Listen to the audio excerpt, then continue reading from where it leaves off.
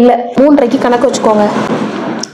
இங்கே இருந்து ஒரு புள்ளி மாதிரி வச்சுருக்கேன். இங்கேருந்து 9 இன்ச் எடுத்துக்கோங்க அளவு.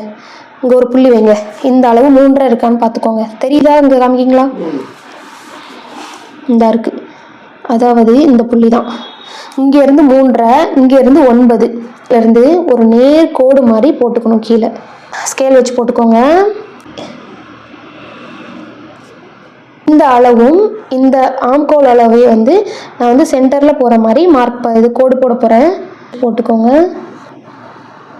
ரொம்ப கன்றாவியாக இருக்கும். நீங்கள் கொஞ்சம் நீட்டாக போட்டுக்கோங்க. டாக் பீஸும் என்டரில் ஸ்கேலும் இல்லை. நெக்ஸ்ட் டைம் நான் ஸ்கேல் வாங்கிட்டு வந்து உங்களுக்கு நீட்டாக போட்டு தரேன். இது வந்து 1.25, 1.5, 1 அந்த மாதிரி வச்சுக்கலாம். இப்போ 1.25 வச்சுக்கலாமா? ஓகே, 1.25 வச்சுக்கிறேன்.